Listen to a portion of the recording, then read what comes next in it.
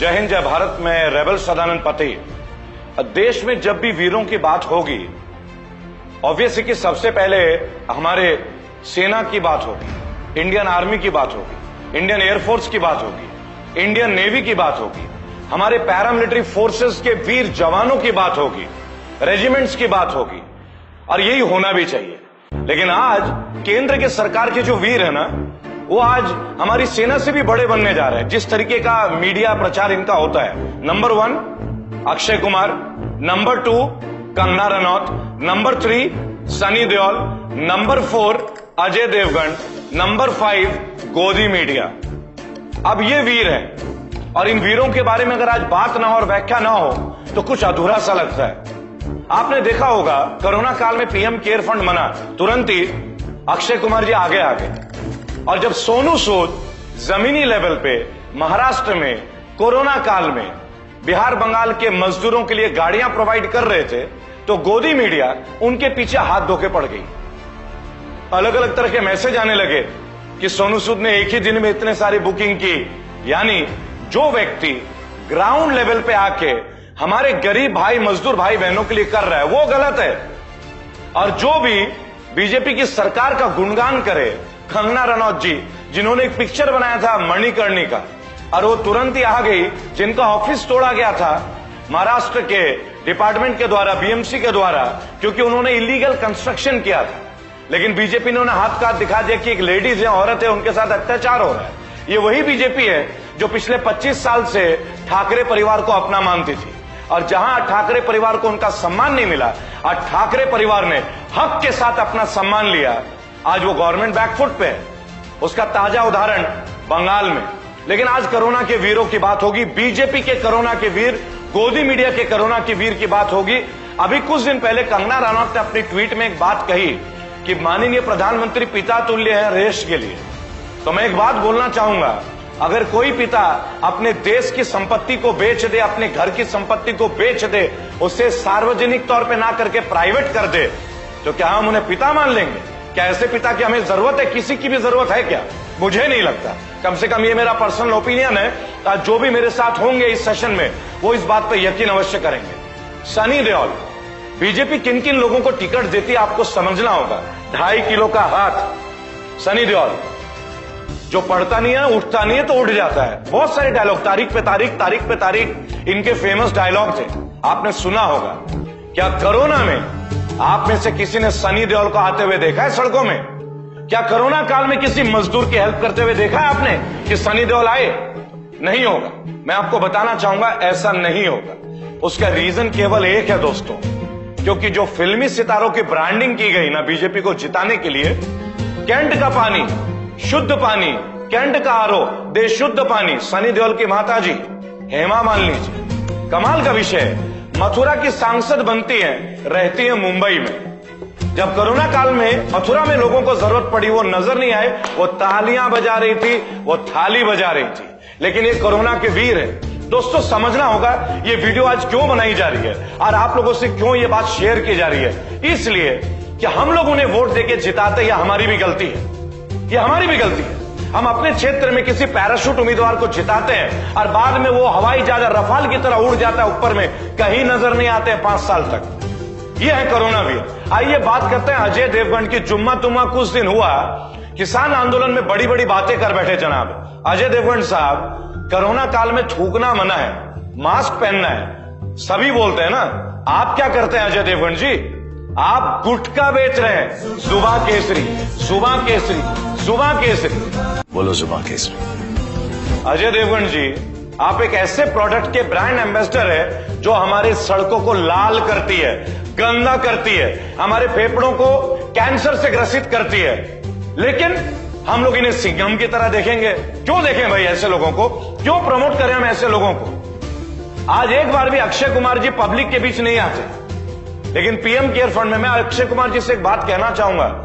आप बहुत ग्रामीण लेवल, बेसिक लेवल से उठ के आए हैं। आपको शोध करना चाहिए अपने एक्शंस के ऊपर। हम बहुत मानते हैं जब हमने आपको केसरी में देखा था, लेकिन हम आशा करते हैं कि आप किसी पॉलिटिकल पार्टी का ना होके देश के सार्वजनिक जनता के सुपरस्टार हैं, जनता के लिए आइए।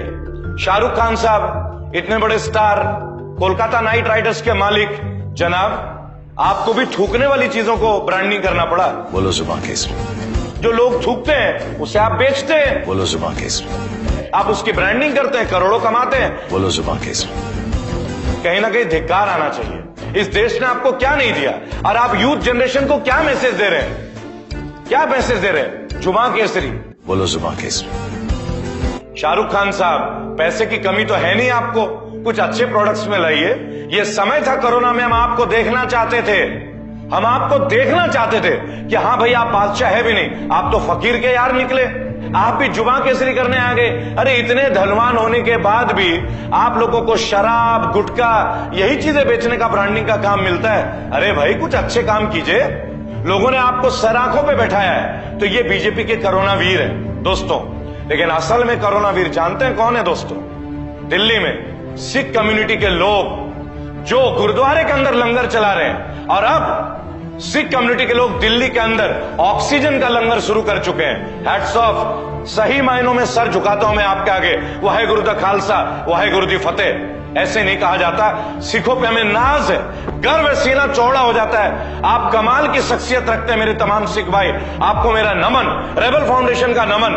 किसान आंदोलन से लेके, भारत की आजादी से लेके, और अब कोरोना की लड़ाई से लेके, और कोरोना काल में गरीब मजदूरों के लिए आप लोगों ने जो लंगर चलाए ना सर, सैल्यूट है सर, सैल्यूट है। ये है कोरोना वीर, लेकिन इनका नाम बीजेपी की सरकार नहीं लेगी। आज इन्हें खालिस्तानी कहा जाता है जब ये किसान आंदोलन में बैठते हैं। कहा जाता है ये पिज्जा क्यों खाते हैं? ये पिज्जा का सामान उगा सकते हैं। ये वही किसान है जो गन्ना उगाते हैं, मक्का उगाते हैं, शिमला मिर्च उगाते हैं, मिर्च उगाते हैं, गेहूं उगाते हैं। ये उगा के हमें खिलाएंगे, लेकिन इनका पिज्जा खाना इलीगल है। आप सोचिएगा दोस्तों, ये इस देश की मानसिकता है। हमारा देश कहां जा रहा है? अब वक्त है, हमने बंगाल में जो कहा था वो डिलीवर किया दोस्तों। शाहीना मुमताज खान सबसे ज्यादा वोटों से जीती, और मैं रेबल फाउंडेशन का एक छोटा सा सैनिक, रेबल सदानंद पति, सबके बीच खड़े होकर 3 महीने पहले मैंने डिक्लेयर किया था, इस बार आपकी मिट्टी के लिए, आपकी बेटी के लिए, इस घर की बेटी के लिए, इस आलीनगर की धरती से मैं शाहीना मुमताज को 50,000 ज्यादा वोट से जिताना चाहता हूं। बोलिए जिताएंगे कि नहीं? जिताएंगे कि नहीं?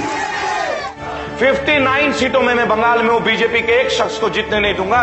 और मैंने जहां जहां कैंपेनिंग की, एक भी बीजेपी के नेता को मैंने जीतने नहीं दिया। इसके लिए मैं आप सबका आभारी हूं, करोड़ों माताओं का आभारी हूं। लेकिन आज देश के कोरोना वीर के बारे में बात करेंगे, जुमले वीरों के बारे में बात कहेंगे।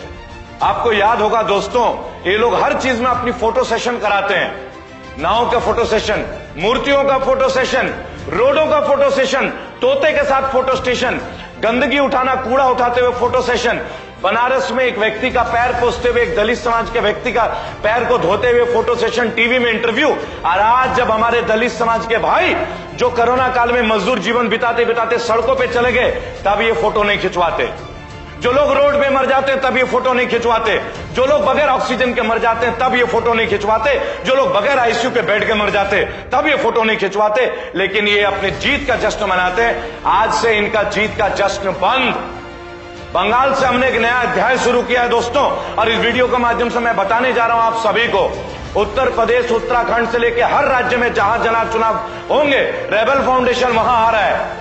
अभी तो हमने 2,500 वॉलेंटियर उतारे थे बंगाल में, अब हम 2.5 लाख वॉलेंटियर उतारेंगे पूरे देश में। जहां पार्षदों का चुनाव होगा, हम पॉलिटिक्स में नहीं आएंगे, लेकिन हम स्वच्छ लोगों को ले आएंगे। और हां, एक बात और, अगर तृणमूल कांग्रेस के लोग भी गलत करेंगे, उनकी भी बचाएंगे।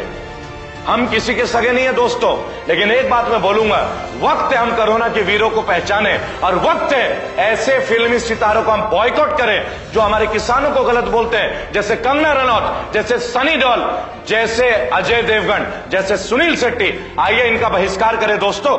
ये हमारी भी नैतिक जिम्मेदारी है, जो खेतों में हमारे लिए 24 घंटे काम करते हैं। अगर हम उनके लिए फिल्मों का भी बहिष्कार ना कर सके तो धिक्कार है हम पे दोस्तों, धिक्कार है। क्या ये सही मायनों में कोरोना वीर है? क्या कंगना रनौत जैसे एक एक्ट्रेस जो वहां से भी पैसे कमाए, राजनीति से भी पैसे कमाए, क्या ये देशभक्त है? या वो लोग, वो ऑटो वाले देशभक्त हैं जो इस वक्त भी ऑटो में चला रहे हैं? वो उबर टैक्सी के लोग जो इस कोरोना काल में भी हमें यहां से वहां ले जा रहे हैं? वो ट्रेनों के पायलट, वो एयरक्राफ्ट इंडस्ट्री के लोग, वो एयर हॉस्टेस, वो ग्रैंड हॉस्टेस, हमें उन्हें सैल्यूट करना चाहिए दोस्तों। उन लोगों को, दवाई दुकान वालों में जो दवाई दुकानों में बेच रहे हैं, छोटे छोटे परचून दुकानों में जो काम करते हैं, छोटे छोटे रेहड़ियों में जो काम करते हैं, हमारे मजदूर भाइयों को, उन्हें सैल्यूट करते हैं। ये है देश के करुणावीर दोस्तों। चुनाव आपका है, फैसला आपका है, सही वक्त है, सही फैसला कीजिए। हमने एक व्यक्ति को लाया, कहा गया है जब कोई बच्चा पुरखों की संपत्ति को बेचता है तो वो नालायक होता है। क्या दोबारा नालायक बच्चे को आप सरकार पे लाएंगे? एक बहुत बड़ा प्रश्न है, सोचेगा जरूर। मैं रेबल सदानंद पति, जय हिंद, जय भारत।